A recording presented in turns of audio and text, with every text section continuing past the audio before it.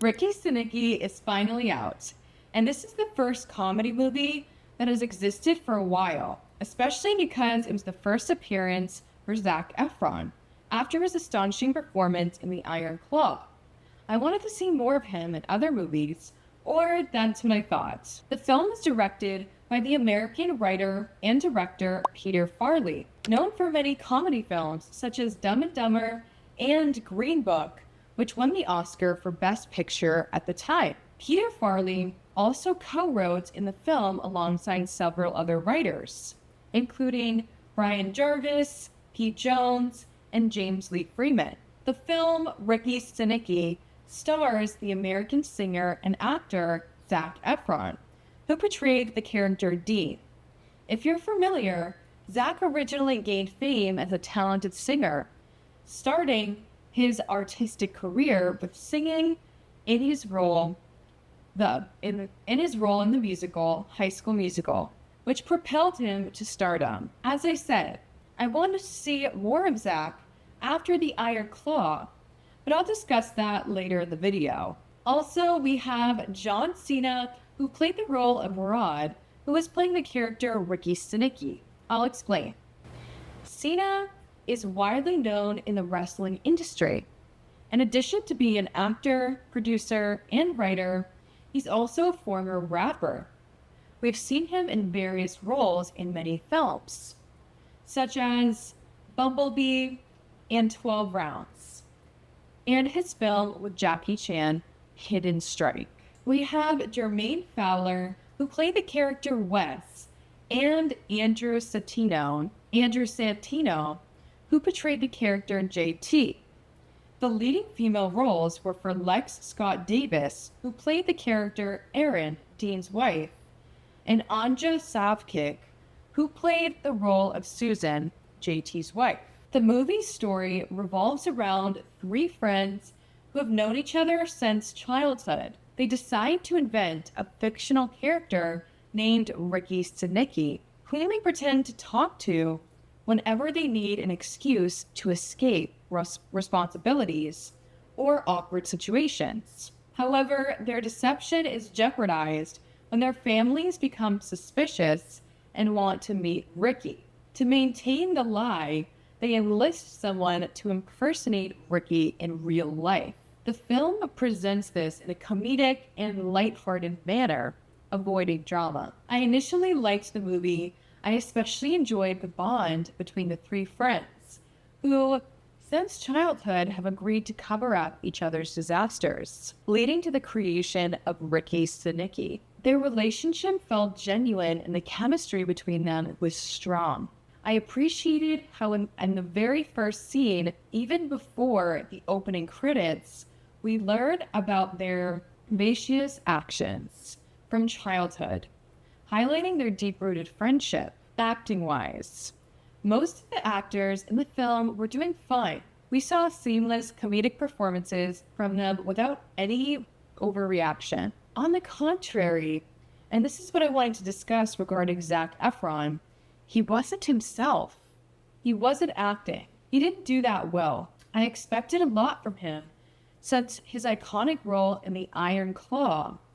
He was going through the movie in the most boring performance. Maybe he was exhausted from his last movie, and I understand. Maybe he's just done with doing that kind of movie. I don't know. John Cena's performance in this film was excellent. I'm personally a fan of Cena in comedic roles, and I felt like this role suited him perfectly. He played the character with dignity, especially in how he transformed from Rock to Ricky Stanicky to help his three friends and avoid being exposed. Zac Efron's performance wasn't bad, by the way. I think he gave balance to the movie. It's just that he could have done a lot better. I like the guy's acting, so don't get me wrong. Andrew Santino and Jermaine Fowler also did a good job playing JT and Wes, respectively. Their performances were very enjoyable and straightforward. I might have had just one issue with the beginning of the film. In my opinion, the start was a bit slow. The first scene between the three friends and Ricky, or Rod and Ricky, was too long and didn't serve much purpose. The humor wasn't very present, but I liked the atmosphere. Throughout the film, except for the beginning, I felt engaged with thrilling and intriguing events. I don't want to exaggerate, but I genuinely enjoyed the entire film, which is unusual for me. It's a good comedy. The pacing of events was good. However, considering the film's 2-hour duration, a bit of slowdown in the middle with some scenes trimmed down would have made me wait for the ending more eagerly to see what would happen. But overall, I didn't feel the unbearable boredom that would make me want to stop watching the film halfway through. I was excited to see how the character of Ricky Stanicky would be revealed to everyone and how they would deal with it, whether he would continue deceiving everyone or if the truth would come out, and what would happen if it did. The dialogue in the film was smooth. The way the jokes were delivered and how they cleverly lied to those around them to escape, along with the tricks they invented that were creative, and the times when they told the truth while being nervous, were all very smartly written. The screenplay and the dialogue were intact. However, there were a couple of things I didn't like. First was the directing, or the camera angels. It felt like they were capable of doing much better, but they were like in a hurry or something. Also, they presented the background of the character I like the most, cliche way in the most comedy films. Everyone was driving nice cars, living in fancy mansions all over California. Seriously? The second part was the lack of soundtracks or music overall. I don't like when a movie has no good soundtrack or good music selection. That's me. I don't know about you, but overall, it was a light, good movie. Also, one more thing. Despite enjoying the story and how the three friends and Ricky were able to deceive everyone, I was bothered by the constant lying in everything and everyone.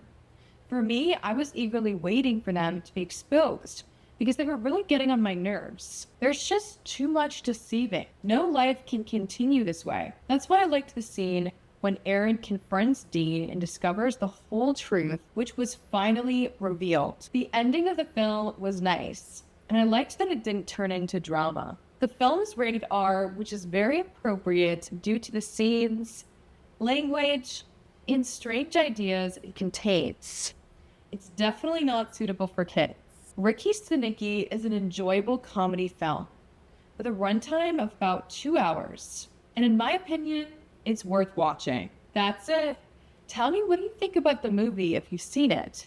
And if not, would you see it? Tell me what you think in the comments section below.